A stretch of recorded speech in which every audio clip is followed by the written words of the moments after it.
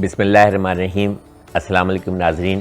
Programme है बज़्म शायरी और मैं हूं आपका मेज़बान डॉक्टर हनीफ सईद। नाज़रीन, आज हमारी इस बज़्म में जो मकबूल तरीन खूबसूरत शायरा मौजूद हैं, उनका तारुफ़ मैं जनाब अहमद फ़राज़ साहब के चंद अशार से कराना चाहूँगा, जो ग़ालिबन उन्होंने आप ही के लिए इरशाद फरमाए थे। फरमाते हैं, सुना है लोग उसे आँख भर के देखते हैं, सुना है लोग उसे आँख भर के देखते हैं, सो उसके शहर में कुछ दिन ठहर के देखते हैं। सुना है उसको भी है शेर व शायरी से शगफ़, सुना है उसको भी है शेर व शायरी से शगफ़, सो हम भी मौजज़े अपने हुनर के देखते हैं। मेरे लिए बड़ी आसानी पैदा कर दी उन्होंने कि सो मौजज़े हम भी अपने हुनर के देखते हैं। सुना है बोले तो बातों से फूल झड़ते हैं, सुना है बोले तो बातों से फूल झड़ते हैं, ये बात है तो चलो बात करके देखते हैं। हमारी बज़्म में रौनक अफरोज़ हैं बारगाह अदब इंटरनेशनल की चेयरपर्सन, इंतहाई खूबसूरत शख्सियत और दिलनशीन लब लहजे की मालिक मोहतरमा सबीन सैफ साहिबा। चलो उनसे बात करके देखते हैं। सबीन आपा इसलिए कि मैं आपको पहले से ही इस बात की इजाज़त ले चुका हूँ कि क्या मैं आपको आपा कहकर पुकार सकता हूँ। जगह आपा बन चुकी है। बज़्म शायरी में आपको खुशामदीद। बहुत शुक्रिया आपको भी। मुझे बहुत अच्छा लगा आज बहुत अच्छे बाद यहाँ पे आने के ताला आपको बहुत जल्द, मुझे लगा है कि वैसे तो हमेशा से ये बज़्म शायरी पूरे पाकिस्तान बल्कि दुनिया अदब पर ही हुकूमत कर रहा है, क्योंकि यहाँ जितने भी आज तक प्रोग्राम हुए हैं सारे ही बहुत कामयाब लोगों के हुए हैं। मेट्रो चैनल की बात करिए, 17 साल हो गए इस प्रोग्राम को तवातुर से आते हुए। जी और मेरा ख्याल है कि शायद उर्दू अदब में कोई भी प्रोग्राम जो है तो इतने तवातुर से जो है नशर नहीं हो रहा है दुनिया उर्दू में। जी, मैंने आपसे यही बात की कि मुझे ये याद है, और मैं मेरी इस कामयाबी के पीछे मुझे पहचान दिलाने में मेट्रो के जो सीईओ हैं आमिर मसूद शेख साहब, उनका कितना बड़ा हाथ है मैं इंशाल्लाह भी आपको बताऊंगी। हर बड़े आदमी के पीछे किसी बड़े आदमी का हाथ होता है। और मेरे बस नहीं, आप मुझे ये बाद में बताइएगा। पहले तो ये बताइए कि अदब से इतना गहरा लगाव और रूहानी वाबस्तगी, मैंने लफ्ज़ इस्तेमाल किया रूहानी वाबस्तगी, उसकी रीज़न ये है कि खिदमत अदब के लिए जो आपने तंजीम बनाई उसका नाम रखा बारगाह अदब इंटरनेशनल। जी, इतना मोतबर नाम आपके जहन में आया कैसे? देखिए, कुरान में है कि अल्लाह ताला ने शायर को अपना शागिर्द कहा है, ठीक है। तो रूहानी ताल्लुक़ तो जब जिस चीज़ का कुरान में ज़िक्र है रूहानी ताल्लुक़ हो जाता है, और एहसास से दर्द पैदा होता है, दर्द से शायरी। एहसास से दर्द पैदा होता है, दर्द पैदा होता है, और दर्द से शायरी। जब एहसास पे पहला कतरा दर्द का पड़ता है तो इंसान शेर कहता है। सुभान अल्लाह, क्या कहते हैं। तो मुझे तो ये बाद में पता चला कि मेरे अजदाद अभी भी, मेरा घर जो कानपुर में है वहाँ से, अच्छा, हसन ताल्लुक कानपुर से है। मेरे वालिद सैयद इब्ने हसन जी, और मेरी जो आपको मेरे अंदर मेरी अम्मी लखनऊ की, तो आपको तमाम उसमें वाह लखनऊ क्या नज़ाकतें होती थी कि सुनते थे कि मूली के पत्ते पे अगर पाँव पड़ जाए तो नज़ला हो जाए। मेरा अभी भी वही हाल है। अच्छा, तो वो मुझे तो बाद में पता चला जब यहाँ पे एक दफ़ा आलमी मुशायरा था, हसन काज़मी और गुलजार देहलवी साहब आए और उन्हें ये पता चला कि मैं सैयद इब्ने हसन साहब की बेटी हूँ, तो वो खुद मुझसे मिलने के लिए आए। वो भी एक बहुत बड़े शायर। जी, वो मुझसे खुद मिलने के लिए आए। उन्होंने बताया कि आज भी मेरे हवेली में जिगर एकेडमी 88/89 जो कानपुर में मेरे फादर का घर है, उसमें से वहाँ बैठक होती है और वहाँ से वो मैगजीन निकलता है जिगर एकेडमी के नाम से। नहीं, मुझे बारगाह अदब पर आ जाए। जी, टाइम नहीं, तो फिर मैंने ये सोचा, मैंने ये सोचा कि शायद मेरे वालिद शायर तो नहीं थे, लेकिन उनकी शायद ख्वाहिश ये थी कि उनके बच्चों में से कोई इसको आगे बढ़ाए। ये मेरा उनका रूहानी ताल्लुक़ या अदब से रूहानी ताल्लुक़, आप ये बात कह सकते हैं कि इसलिए तो शायरी आपको विरसे में मिली है या जीन्स में मिली है? नहीं, मेरे फादर को शायरी अच्छी तो लगती थी। अच्छा। लेकिन हमारे इर्द गिर्द में सब कोई भी शायर नहीं है। मेरे ख़ानदान में कोई शायर नहीं है, क्योंकि शायद दर्द सहना मुझे ही विरसे में मिला। सहना और फिर उसको लफ्ज़ों में ढाल के शेर कहना, जो है तो एक आर्ट है। और ये कोई एक तारी की हुई कैफियत नहीं हो सकती, ये एक इल्हामी कैफियत है। और यही वो इल्हामी कैफियत थी जिसने आपको इतना मतलब एक मोतबर नाम जो है अपनी तंजीम के लिए जो है तो वो अता किया, बारगाहे अदब इंटरनेशनल। क्योंकि जिस अदब ने मुझे यहाँ तक पहुँचाया, जिसने मुझे पहचान दी, तो मेरे ख्याल है कि उससे ज़्यादा मुतबर तो कोई चीज़ हो नहीं सकती ना। बिल्कुल जी। अब आपकी शख्सियत इतनी ग्रेसफुल, मुझे नहीं पता ग्रेसफुल को उर्दू में क्या कहते हैं, लेकिन ग्रेसफुल मतलब उर्दू तो वैसे भी एक लश्कर है ज़बानों का, और बड़ा अच्छा सा लफ्ज़ ग्रेसफुल बहुत खूबसूरत, बहुत अच्छे और इज़्ज़त और एहतराम के मानों में जो है तो वो इस्तेमाल किया जाता है, जहाँ तक मेरी नाक़ुस मालूमात है। और लबो लहजा इतना शाइस्ता। तो एक शेर अगर इजाज़त हो तो याद आया, अगर आपकी इजाज़त हो, क्योंकि लब जो हैं वो गुस्ताखी कर रहे हैं बार बार, जो कि नहीं करनी चाहिए। तुम का लफ्ज़ इस्तेमाल करूँगा, ठीक है, क्योंकि जब आपसे तुम होते हैं तो तुम मेरे सामने भी हो, मुझसे मुखातिब भी हो, तुम मेरे सामने भी हो, मुझसे मुखातिब भी हो, तुमको देखूं कि तुमसे बात करूं, आप ही बताइए मैं क्या करूं। फ़िलहाल तो प्रोग्राम रिकॉर्ड हो रहा है, आप मुझसे बात करें और मुझसे वो बातें, वो सवालात आप मुझसे कीजिए। मेरा ख्याल है पहले कुछ कलाम अता हो जाए, ताकि जो हमारा प्रोग्राम का डेकोरम है बज़्म शायरी, तो फिर गुफ्तगू तो चलती रहे। मैं आपको सिर्फ मैं ये चाहती हूँ कि जो मेरा नया कलाम है मैं आप सुनाना जी मेरा, ताकि जी मुझे वो बात बिल्कुल अच्छी नहीं लगती कि 40 साल बाद भी आप एक शायर से मिल रहे हैं और आप वही गज़ल सुन रहे हैं, तो सुनी सुनाई। तो मैं चाहती हूँ कि आपका भी वक्त ज़ाया नहीं हो और मेरी ख्याल जो है वो, हमारा तो दिल चाह रहा है कि आप सुनाती रहें और ये भी दिल चाह रहा है कि आप बोलती रहें। अब ये तो फैसला बाद में होगा कि आपसे सुनना ज़्यादा है या गुफ्तगू ज़्यादा है। खून रोएं, खून रोएं, खून रोएं या करें मातम, ये बिल्कुल मेरी नई अभी गज़ल है। अता हो। खून रोएं या करें मातम, होने वाले नहीं हैं हम बाहम। वाह। जब से बिछड़ा है तू तो सोचते हैं, जब से बिछड़ा है तू, जब से बिछड़ा है तू तो सोचते हैं, क्या करें क्या नहीं करें अब हम। वाह। जब से बिछड़ा है तू तो सोचते हैं, क्या करें क्या नहीं करें अब हम, और क्या कोई होगा इससे बढ़कर दुख, क्या कोई होगा इससे बढ़कर दुख, मुझको होता नहीं है अब कोई गम। क्या कहने फिर से आता हो कि क्या कोई होगा इससे बढ़कर दुख, वाह, मुझको होता नहीं है अब कोई गम। और जब से टूटा है आस का तारा, जब से टूटा है आस का तारा, जब से टूटा है आस का तारा, 14वीं रात भी हुई मध्यम। वाह।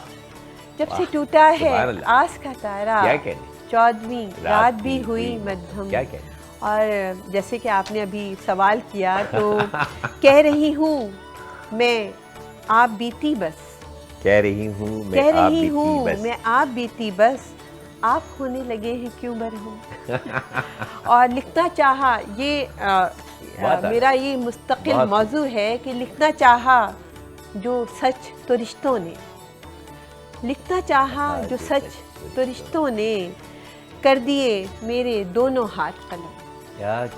लिखना चाहा जो सच तो रिश्तों ने, कर दिए मेरे दोनों हाथ कलम। हर तरफ था शराब का दलदल, हर तरफ था शराब का दलदल, मैं उठाती तो किस तरफ को कदम, और जख्म देता रहा शरीके सफ़र, ये मतलब इस्तारा है। इस्तारा हाँ, है। हाँ, नहीं क्योंकि मैं जानता हूँ कि जख्म आपकी देता घरेलू रहा, जिंदगी जी। में इस पे आऊँगा कि जख्म बहुत देता रहा शरीक अच्छा, के सफर। ये शेर मैंने पढ़ा था जी।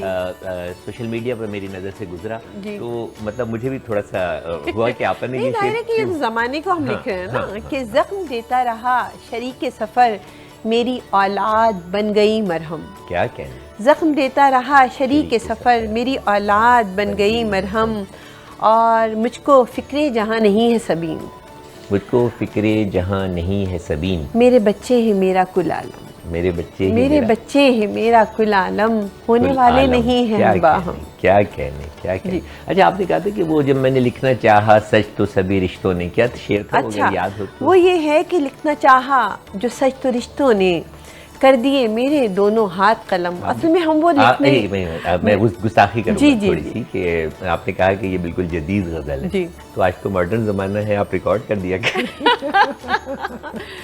रिकॉर्ड भी कर दूँ ना, अक्सर ऐसा होता है रिकॉर्ड भी कर दूँ तो वो लिख के मेरे पास आ जाता है कि जैसे ये मेरी किताब ये किसी ने फेसबुक से उठा के मुझे आज साहब है उन्होंने खुद करके जी उन्होंने बना के मुझे भेजी है। तादाद, जी, जी। आपके जो मतवाले हैं आपकी शायरी से, आपकी शख्सियत से, ये पूरा एक पैगाम होता है मेरी गज़ल में, बच्चों का ये घर आपकी बनाना। शोहरत की, आपकी बुलंदी की जो है तो दलील है। जी। लेकिन अदबी हलकों में आपके बारे में एक और बात भी मशहूर है जो मेरे मतलब समातों से टकराई है कि आप नमाज मगरिब के बाद जो है वो अदबी तकरीबात में उमूमन शिरकत नहीं करती हैं, उससे गुरेज करती हैं। क्या ये जो आपके रसियाले हैं, अदब के मतवाले हैं, उनके साथ ज़्यादती नहीं? मैं उनके साथ ज़्यादती अगर ना करूं तो मैं अपने घर वालों के साथ ज़्यादती करूंगी। मैं अपने घर वालों के लिए बहुत इम्पोर्टेंट हूँ और मेरा घर जो है आपके लिए वो मेरे लिए बहुत इम्पोर्टेंट है। मेरे हस्बैंड को, मेरे बच्चों को, मैं कहीं जाती हूँ उनको फ़िक्र लाहक हो जाती है। आपको कराची के हालात आपको इल्म है और हमारा मज़हब भी यही बात कहता है। बिल्कुल। देखिए हर तरह से हम जैसे आपने शख्सियत की बात की, तो मेरी शख्सियत को बनाने में मेरे मज़हब का, जो मेरे मज़हब ने सुबह उठना, रात को जल्दी सोना, कम खाना, तो ये सारे अवामिल हैं जिन्होंने। आप खाती तो कम है लेकिन खिलाती बहुत ज़्यादा है। मैंने आपकी 3-4 तकरीबात जो है वो आपकी मुझे मतलब शर्फ हासिल हुआ, आपकी जो आपने मेहमान नवाजी आपने की उसका शर्फ हासिल हुआ, तो उसमें आप मतलब जिस तरह खिला रही थी उससे अंदाज़ा नहीं होता था, और जो कुछ आपने जितनी डिशेस तैयार की हुई थी कि आप कम खाती होंगी, लेकिन देख के अंदाज़ा हो रहा है कि वाकई आप कम खाती हैं। बात यह है कि मेरी अम्मी ने जो सबक हमें सिखाया कि बेटा जो खा रहा है उसे अमीर मत समझो, जो खिला रहा है उसको तुम समझो कि वो ज़्यादा अच्छा आदमी है। और मेरी अम्मी के एक और क्योंकि जब भी कोई प्रोग्राम कर रही होती हूँ, शोहरत पहचान मिल रही होती है, तो अपनी अम्मी की दुआएं याद आती हैं कि वो उन्होंने हमेशा, जब मैं खाना नहीं खा रही होती थी या कुछ, तो मेरी अम्मी कहती थी मेरी बेटी का मेरी अल्लाह ताला ने उसकी नियत और पेट दोनों भर के भेजा हुआ है, तो मैं ना किसी पे नियत लगाती हूँ ना मैं खाने पे। मैं आपकी बात को यहीं से आगे बढ़ाऊंगा। ये जो घरेलू ज़िंदगी का और अदबी ज़िंदगी का जो तवाज़ुन है इसको आगे लेके चलेंगे, लेकिन मैं चाह रहा हूँ कि साथ साथ कलाम भी होता रहे ताकि हमारी बज़्म जो है वो आपकी आवाज़ से जो है वो मधुर चले।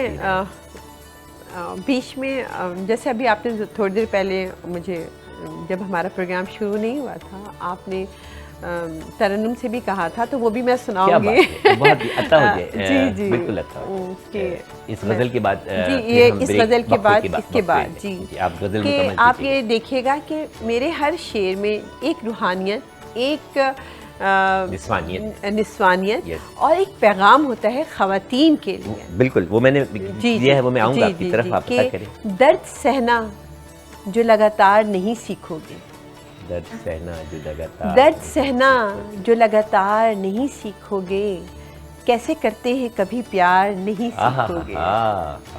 दर्द सहना जो लगातार नहीं सीखोगे, कैसे करते हैं कभी प्यार नहीं सीखोगे, और दूर हो जाओगे एक रोज सभी अपनों से, दूर हो जाओगे एक रोज सभी अपनों से, तुम अगर नरमी गुफ्तार नहीं सीखोगे।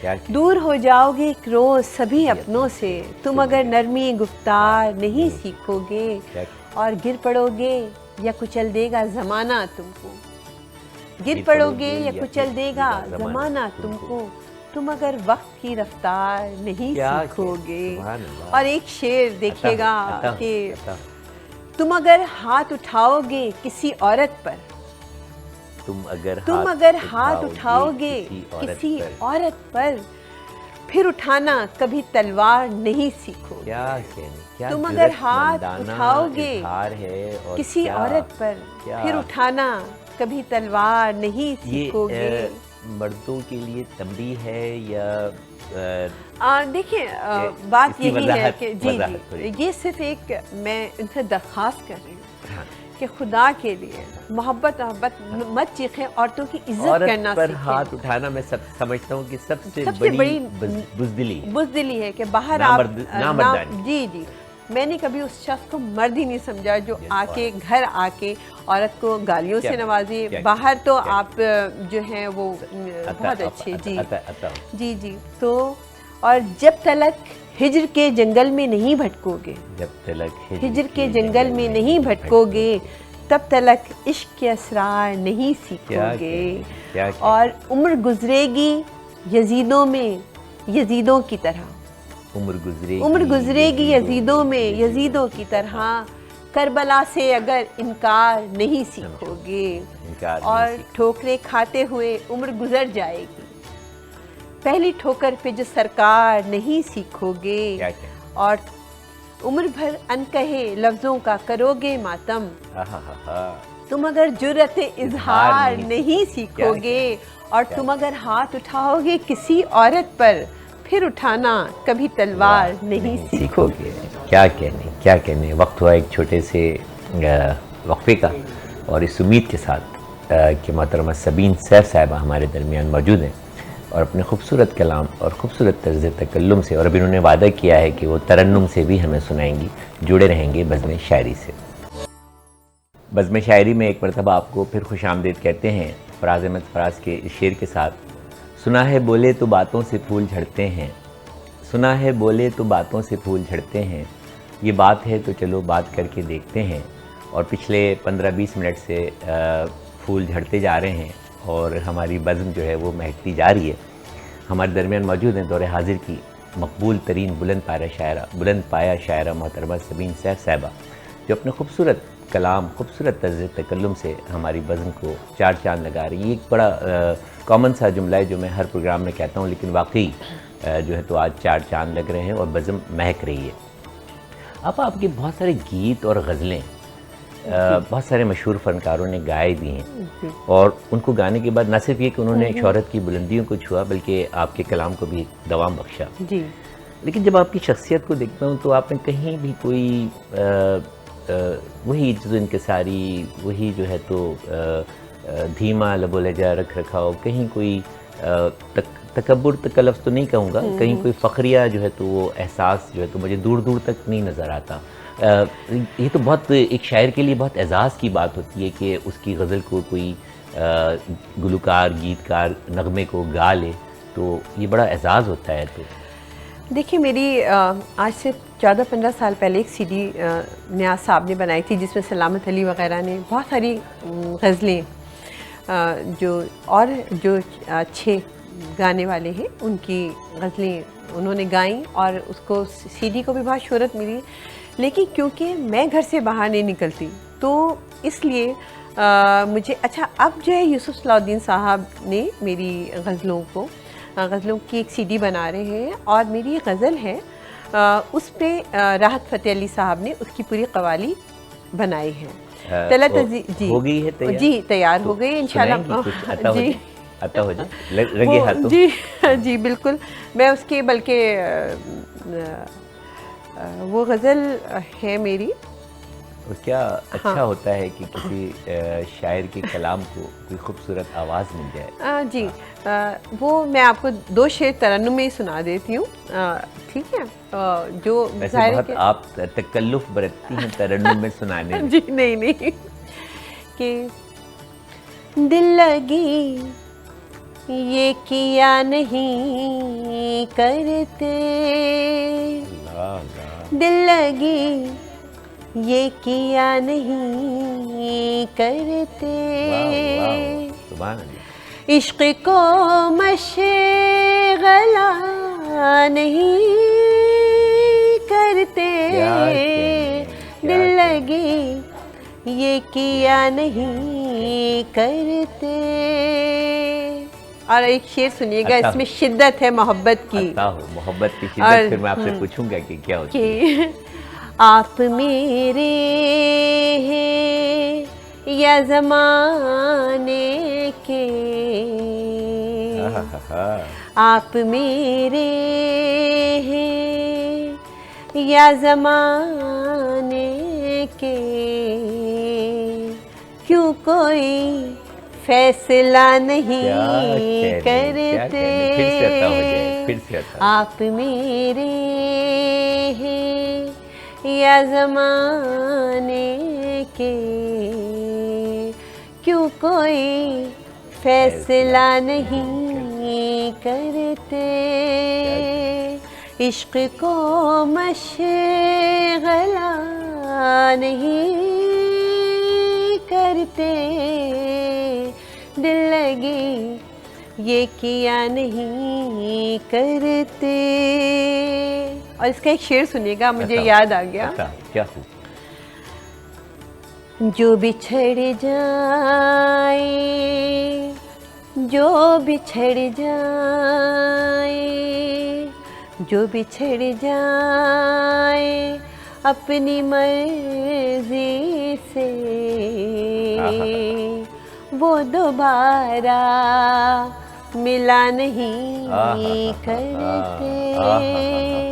जो बिछड़ जाए, जो बिछड़ जाए अपनी मर्जी से, वो दोबारा मिला नहीं करते। और मैं रज़ामंद हूँ बिछड़ने को, मैं रज़ामंद हूँ बिछड़ने को, आप ही हौसला नहीं करते। क्या खूब कहा है, मैं रज़ामंद हूँ बिछड़ने को, हौसला नहीं करते।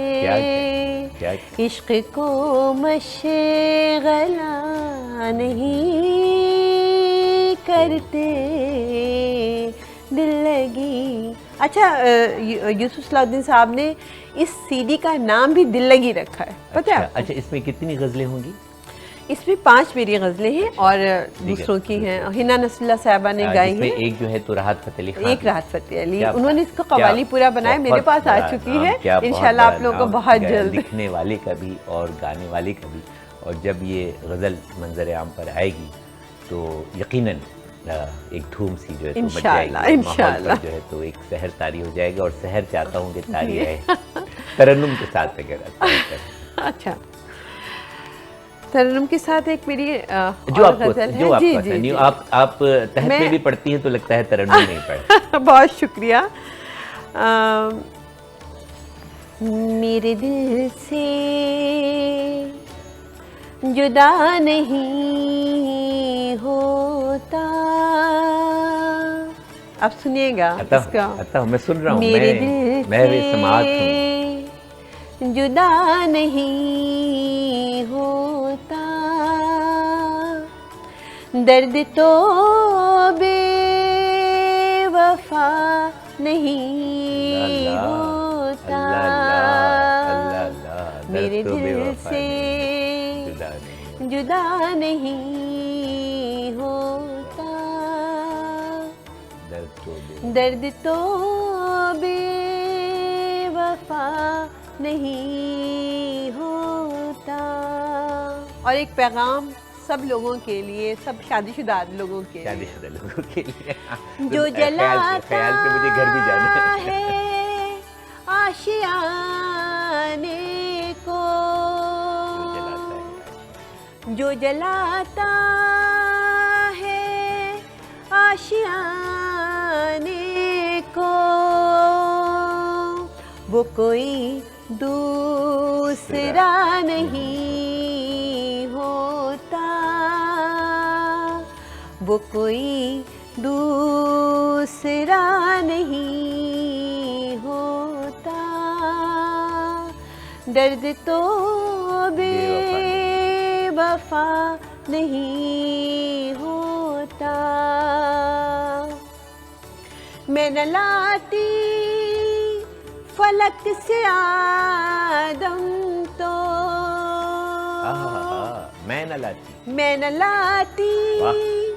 फलक से आदम तो, क्या क्या घर जमी पर बसा नहीं भाई, सुभान अल्लाह, होता, सुभान अल्लाह, क्या खूब कहा। घर जमी फिर से पर मैं न लाती फलक मैं से न ला, यहाँ भी मैंने हवा को बेकसूर साबित बिल्कुल, कर वो तो, दिया है बिल्कुल। कि मैं न लाती फलक से आदम तो, घर जमी पर बसा नहीं होता, दर्द तो बेवफा नहीं होता, दरमियाँ इसके कुछ नहीं है सभी,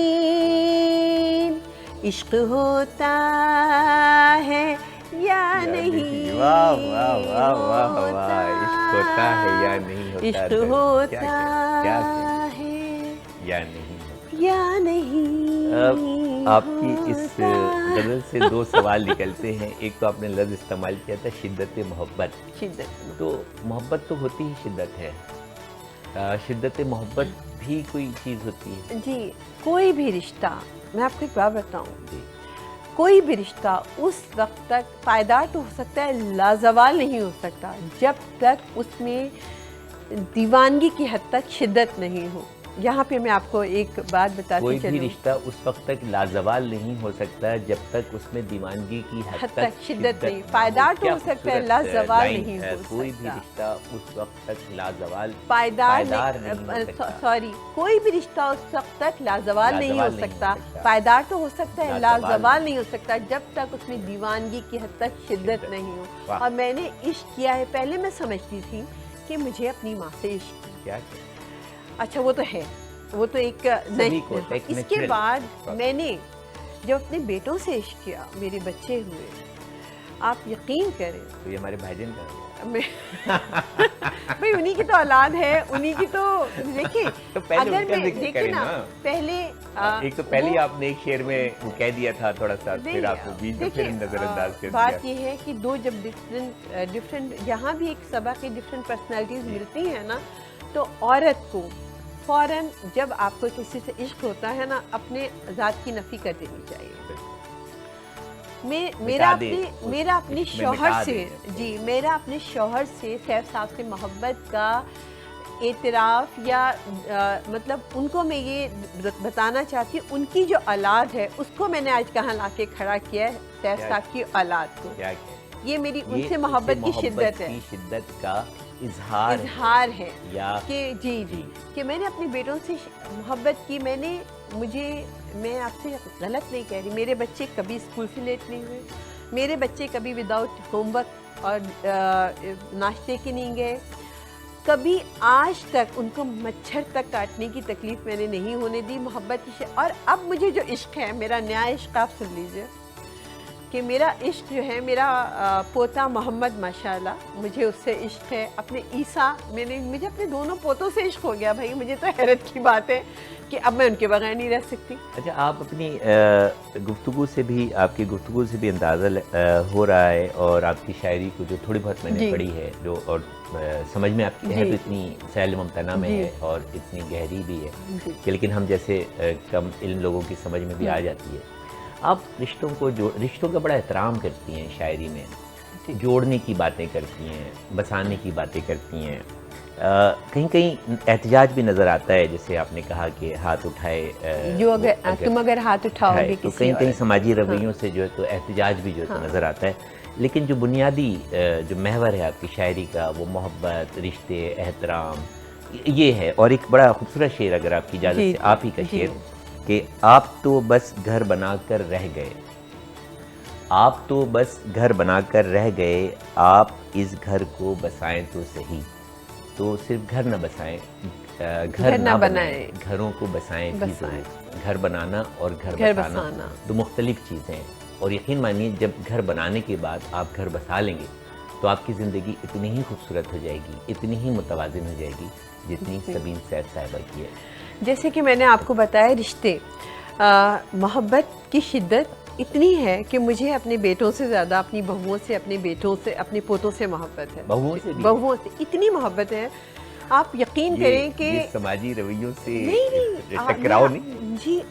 मैंने आज तक अपने बेटों से ज़्यादा, मैं अगर अपने बेटे के लिए पराठा बना रही हूँ तो पहले मैं बहू के लिए बनाऊंगी। और देखिए, आप किसी की बेटी ला रहे हैं, आला ज़ल्फ़ी की एक बहुत बड़ी मिसाल है। आपको अपनी बहुओं से इस तरह मोहब्बत करनी चाहिए कि अगर आप अपनी बेटी कहीं दे रहे हैं ना, तो आपकी वो एक्सपेक्टेशंस हो कि मेरी बेटी के साथ ये सलूक हो।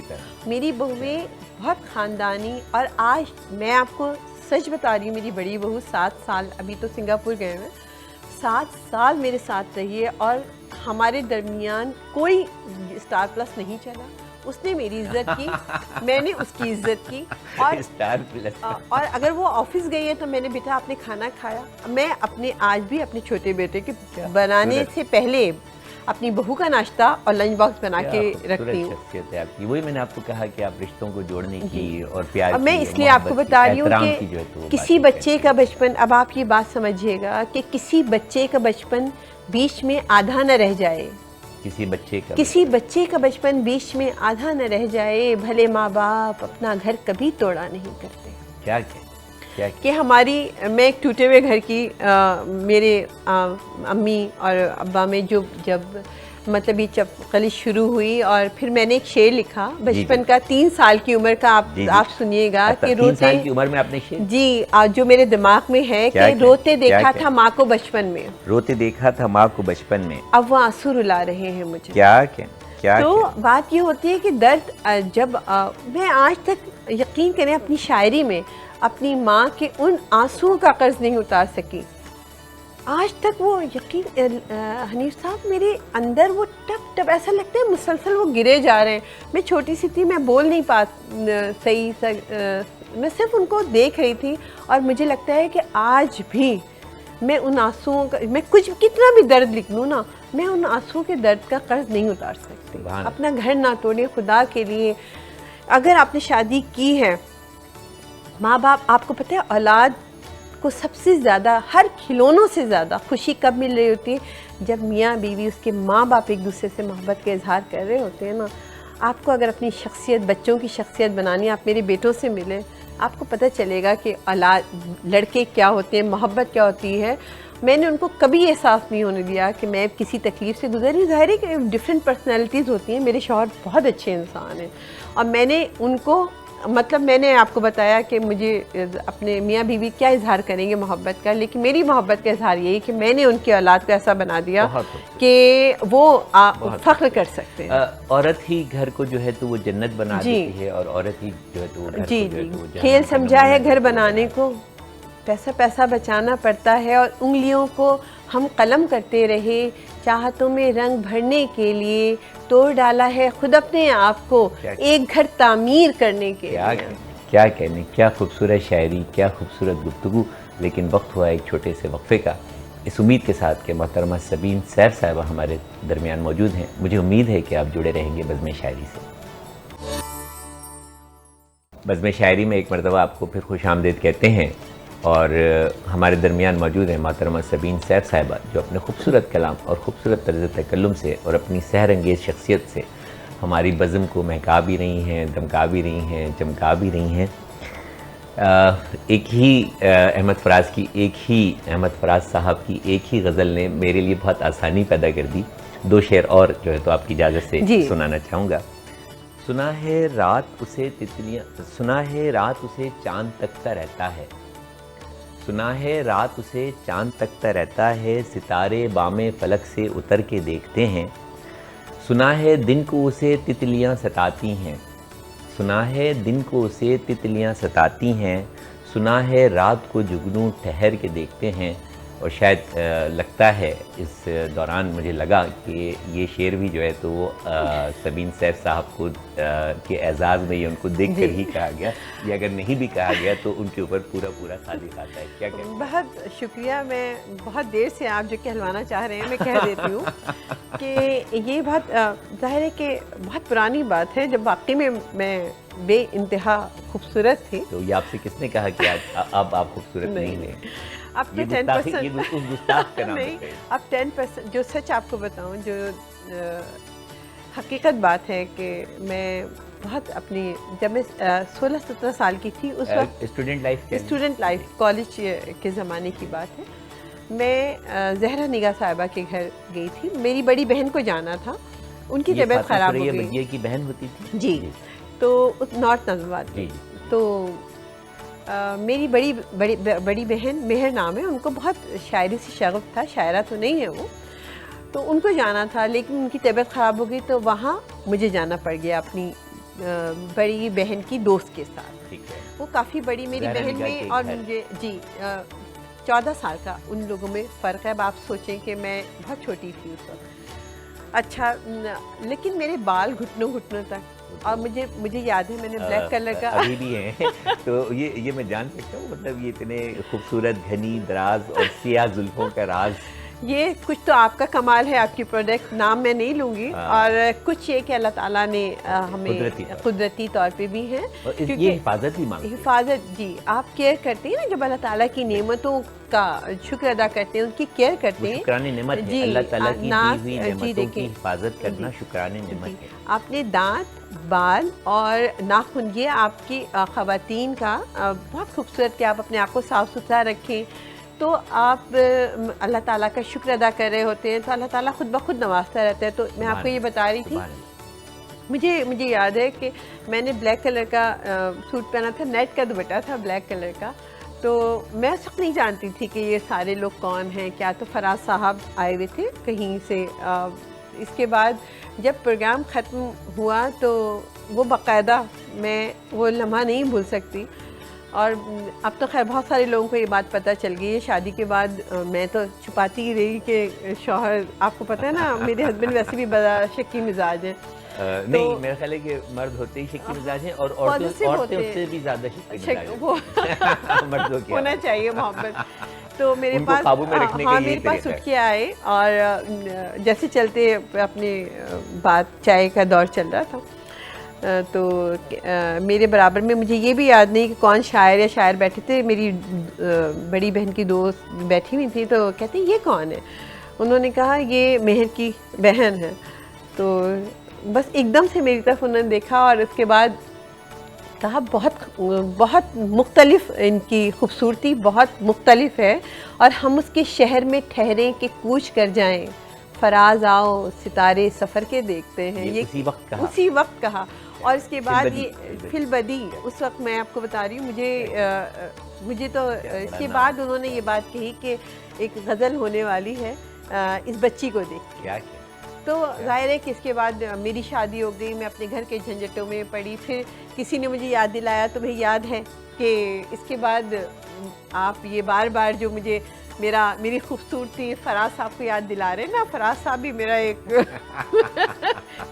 इश्क है। अच्छा, मैं एक और शेर आपकी इजाज़त से इसी गज़ल का, अब आपने कह ही दिया है कि ये गज़ल आपके बारे में ही उन्होंने कहा कि मैं कहूँगा गज़ल होने वाली है तो आपको देखने के बाद, तो एक और शेर फरमाते हैं, सुना है हश्र हैं उसकी गज़ाल सी आँखें, सुना है हश्र हैं उसकी गज़ाल सी आँखें, सुना है उसको हिरन दश्त भर के देखते हैं।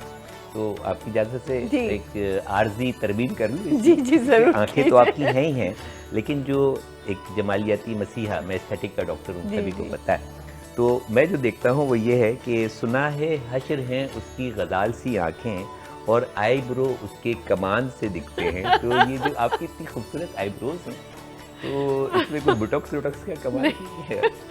शायद आपको यकीन ना आए, मेरा पार्लर से दूर दूर तक का वास्ता नहीं, बुटॉक्स तो बहुत दूर की बात है, सब अल्लाह ताला की। ये 100% ओरिजिनल है। इस सदी का सबसे बड़ा झूठ नहीं, मैं आपको सच बता रही हूँ।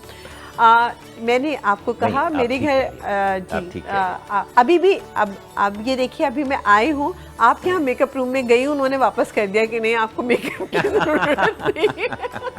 और ये मैंने आपसे कहा कि आप अल्लाह ताला आप खुश रहें, आप जेलसी आप अंदर से निकाल दें, दूसरों के लिए अच्छा सोचें, तो परवरदिगार आपके लिए। जेलसी का अगर लफ्ज़ आ गया है तो फिर एक और शेर याद आ गया इसी गज़ल का। फरमाते हैं, सुना है उसके बदन की तराश ऐसी है, सुना है उसके बदन की तराश ऐसी है कि फूल अपनी क़बाएँ कतर के देखते हैं, सुना है उसके शबिस्तान से मुंसलिक है बहिश्त, मकी उधर के भी जलवे इधर के देखते हैं। तो कैसा लगता है ये जब वो उधर के मक्की जब जेलस हो रहे होते हैं तो? देखिए ये उनका हक है जो मुझसे जेलस हो रहे हैं ना, अगर नहीं, बताएं वो जेलस तो नहीं होते, लेकिन मोहब्बत का इजहार करते हैं और अल्लाह की सनाई जो बिल्कुल देखिए हर चीज़ की जो सनाइयत है उसको उसका एतराफ़ करते हैं। सबसे पहले उनको ये होता है कि समीर सैफ की बाल असली हैं, चेहरा असली है, नाखून असली हैं, कद असली है। ज़ाहिर है कि अल्लाह ताला ने मुझे बहुत नवाजा है, मेरा कद भी लंबा है। और दूसरी बात ये, फिर मुझे पहनने ओढ़ने का ढंग अल्लाह ताला मुझे मेरी माँ की तरफ से मिला है। तो वो लोग बेचारे मुझे डिस्कस ज़रूर करते हैं, जो बेचारे जाते हैं और कोशिश करते हैं मुझे जैसा बनने की, और मुझे बहुत अच्छा लगता है कि और बेसिकली तारीफ़ मेरी नहीं हो रही होती, उस परवरदिगार की हो रही होती है जिसने मुझे बनाया। तारीफ़ उस परवरदिगार की जिसने मुझे कलामत हो, क्योंकि प्रोग्राम बिल्कुल अपने आखिरी मराहिल की तरफ। जी एक ये भी गज़ल नहीं है कि खौफ तरन्नुम। अच्छा ये सुना के फिर आपको 2 तरन्नुम में शेर सुना के ख़त्म करूँगी, ठीक है। खौफ दिल में उतरने लगता है, खौफ दिल में उतरने लगता है, खौफ दिल में उतरने लगता है जब कोई साथ चलने लगता है। क्या कहने, खौफ दिल में उतरने लगता है जब कोई साथ चलने लगता है, और दिन के बुझते ही तेरे वादे का, दिल के बुझते ही तेरे वादे का एक दिया रोज जलने लगता है। और एक शेर सुनिएगा कि कहीं बजती है जब भी शहनाई, दिल मेरा हाथ मलने लगता है। क्या भाई, वाह क्या कहीं बजती है जब भी शहनाई, दिल मेरा हाथ मलने लगता है। और जो इतनी देर से आप कह रहे हैं उसका मैं असल वजह आपको बता दूं कि आम सा चेहरा एक लड़की का, आम सा चेहरा एक लड़की का प्यार करके निखरने लगता है। आम से चेहरा एक लड़की का प्यार करके निखरने लगता है, और जब भी होती है गुफ्तगू तुमसे, क्या ख्वाब रंगों में ढलने लगता है। और क्या क़यामत है जो भी मिल जाए, मिलते ही वो बिछड़ने लगता है। और फिर वही एक कि ख्वाब बच्चों के मरने लगते हैं, ख्वाब बच्चों के मरने लगते हैं जब कोई घर बिखरने लगता है। और ख्वाब बच्चों के मरने लगते हैं, वाली बात जो मैंने कहा था जब कि कोई घर रिश्तों की बिखरने लगता है, और जो ज़माने से लड़ नहीं सकता, क्या कहना, घर में आते ही लड़ने लगता है। ये आपने मर्दों की मर्दानगी पे एक और वार किया है। हकीकत है। देखें मैं मर्दों की तर्जुमानी, जो दबता है देखिए ना, आप निस्वानियत की तर्जुमानी करती नजर आती है, लेकिन मर्द तो इतना मासूम है, अच्छा बेवकूफ़ी के हद तक मासूम है, उसके आगे किसी भी औरत के सामने सिर्फ दूसरी लगा दो, दूसरी औरत वो अपना घर बार बीवी बच्चे पैसा दौलत सब बर्बाद करने के लिए तैयार हो जाएगा। मेरी नज़र में मर्द बहुत मासूम, बेवकूफ़ी के हद तक मासूम है। तमाम मर्दों से माजरत के साथ आपका एक इख्तियार है, वो जो प्रोग्राम उनका है, वो जो कुछ भी कहना चाहें वो कहती रहे। तरन्नुम से कुछ आप पता फरमाएं। हाँ, रिहाना पा की पसंद एक बहुत गज़ल है, बस दो अशार अगर। जी वो गज़ल मुझे हालांकि बहुत मशहूर है और मुझे याद, जो भी याद आ जाए। हाँ। तहत में भी सुनाती हैं तो तरन्नुम ही लगता है।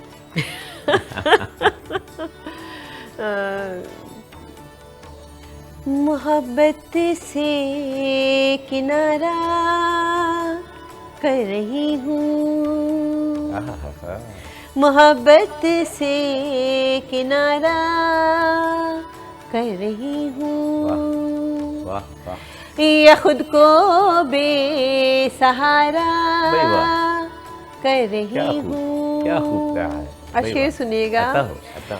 यकीन तुमको ना आएगा मगर अब, ये दूर बस जाने वालों के नाम। यकीन तुमको, यकीन तुमको ना आएगा मगर अब, तुम्हारे बिन गुजारा कर रही हूँ, मोहब्बत से किनारा कर रही हूँ, मोहब्बत से किनारा।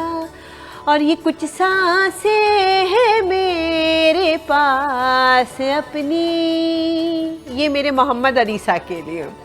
ये कुछ सांसें मोहम्मद, मेरे दोनों पोतों के लिए। ये कुछ कहीं से लगता नहीं कि दादी है, मैंने इतनी खूबसूरत दादी जो है तो आज पहली दफा देखी। ये कुछ सांसें हैं मेरे पास अपनी, इन्हें भी मैं तुम्हारा कर रही हूँ, मोहब्बत से किनारा। क्या रवानी है, क्या रवानी है, क्या खूबसूरती है, क्या तर्ज तकल्लुम है, क्या गुफ्तगू है, क्या परवाज़ की बुलंदी है, क्या सहल मुमतना है, क्या तरन्नुम है, किस किस चीज़ की तारीफ़ की जाए। हमेशा ही मुझे वक्त की कमी का बड़ा एहसास होता है, लेकिन आज जो है वो शिद्दत से एहसास हो रहा है कि बहुत सारे आपकी शख्सियत के और शायरी के पहलू जो आश्कारा होने से रह गए वो होने चाहिए थे, लेकिन ज़िंदगी बाकी, सोबतें बाकी, प्रोग्राम बाकी। इंशाअल्लाह ताला किसी और प्रोग्राम में आप लोग को मदू करेंगे अगर उन्होंने वक्त दिया, और इससे भी ज़्यादा अच्छी और ख़ूबसूरत गुफ्तगू उनसे करने की कोशिश करेंगे, उनका खूबसूरत कलाम जो है तो वो सुनने की कोशिश करेंगे। और प्रोग्राम का अख्ताम भी शुक्रिया अहमद फराज साहब कि आपने मेरे लिए आसानी पैदा कर दी। प्रोग्राम का अख्ताम भी उनके इस शेर के साथ फरमाते हैं, रुके तो गर्दिशें उसका तवाफ़ करती हैं, रुके तो गर्दिशें उसका तवाफ़ करती हैं, चले तो ज़माने ठहर के देखते हैं। चलिए तो उसको बहुत ज़माने, शुक्रिया, बहुत प्रोग्राम में शुक्रिया तशरीफ़ आपका, बहुत शुक्रिया हनीफ भाई, बहुत अच्छा लगा, मुझे खुद बहुत अच्छा लगा। Thank you. बिल्कुल ख़त्म हो चुका है। बज़्म शायरी से डॉक्टर हनीफ सईद को इजाज़त दीजिए। अल्लाह हाफ़िज़।